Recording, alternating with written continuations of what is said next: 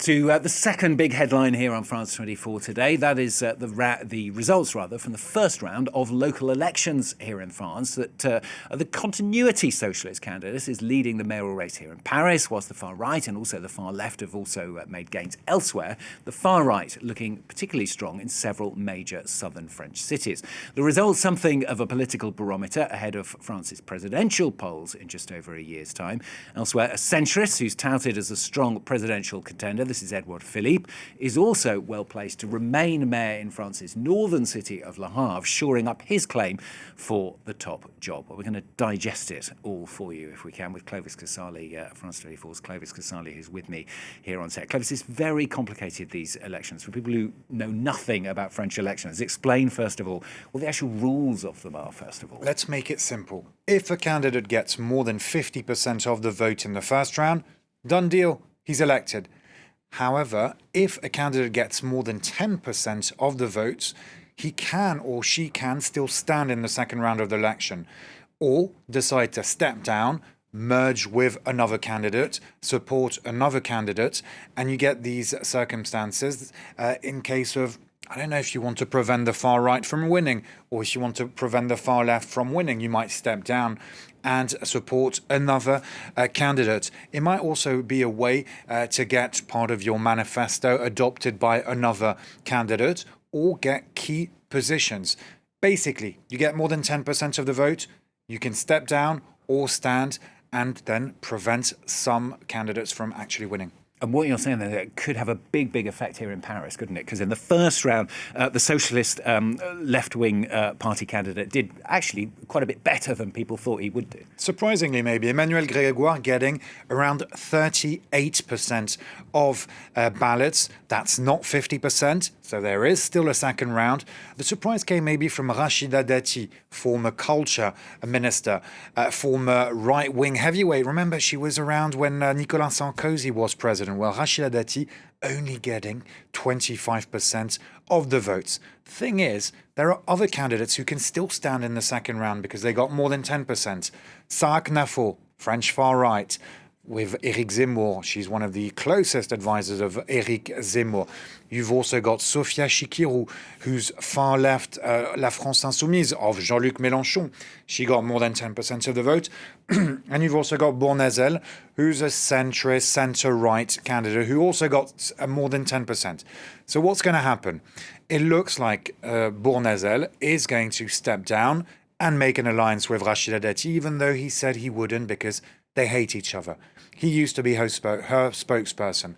Anyway, it seems they will be making an alliance, but Dati won't be making an alliance with the French far right and Sarah Knafo, even though Knafo says we should. But it's a bit of a devil's kiss there. So what are we looking at? We're looking at probably Emmanuel Grégoire in the second round against Dati, maybe Chikirou from the far left, as well as Sarah Knafo from the far right. The way it's standing here, it does look like Emmanuel Grégoire will win. But again, there is a vote in the second round. And it's surprising because Emmanuel Grégoire, it wasn't an easy task for him because he was a deputy mayor of Anne Hidalgo, who was in power for more than 20 years. A lot of criticism regarding security, regarding dirty streets, and also regarding too much traffic in Paris. But it seems that Emmanuel Grégoire and the left wing on course for remaining here in power in Paris. Let's maybe listen to François Hollande, former French president, who explains why the socialists and people like Emmanuel Grégoire don't want to make an alliance with the French far left. The view I can express is this: where we are not in a position to win, where France Unbowed is leading, the best solution is either to withdraw or to stay in the race. Clarity means we do not form alliances and we mobilize all voters who want the left to win. And we say to voters who supported France Unbowed in the first round at levels that were not actually very high, come and help preserve the continuity of left-wing policies in Brest, Rennes and Nantes, and in most of the cities where the record has generally been positive. Let's go to the south of France now. Marseille, the race is set to be tight there. Multicultural city. Could it be governed by the French far right in the coming years? It's a possibility. The race is extremely tight between incumbent mayor left-wing Benoît Payan and challenger Franck Alizio from the National Rally. Payan, 36.7% of the vote. Alizio, 35% of the vote. Again, you've got a far-left candidate and a right-wing candidate who got more than 10% of the vote. Will they step down? Will they remain in the race? Prevent some candidates from winning? That's the question. Problem is, what is the far right going to do? Because here, they could win if they make an alliance, but not many people actually want to step down and make an alliance with the French far right. Jordan Bardella, the president of the party, the National Rally, spoke yesterday. He says a lot of great results in France, but he's asking the right-wing politicians to join him. Take a listen. I am delighted that several mayors from the National Rally have been re-elected this evening in the first round. The National Rally is reaching out to sincere right-wing lists, to independent lists, and to all those who reject both the chaos of the far left and erosion into Macronism.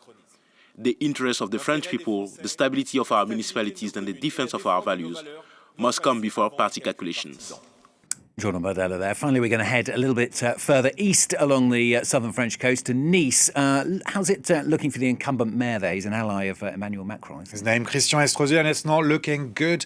Disappointing result for him against his former friend, now arch-rival and enemy, Éric Ciotti. Éric Ciotti, remember, he used to be the boss of Les Républicains, the traditional mainstream conservative right-wing party. Éric Ciotti was their boss. He decided to leave the party, break away and make an alliance with the French far right of Marine Le Pen. His strategy seems to be paying off. He's way ahead in the first round of these local elections in Nice, and it seems very likely that he will be Nice's next mayor. It was a dream of his. He was born in Nice. Again, we have a situation here where there can be a left-wing candidate in the second round getting more than 10% of the vote in the first round. But it does seem we're looking at a real face-off between Estrosi and Éric Ciotti. And you can see the result. Estrosi nearly 10 points behind Éric Ciotti. So it does look like the French far right or the French far right bloc with Éric Ciotti will win Nice.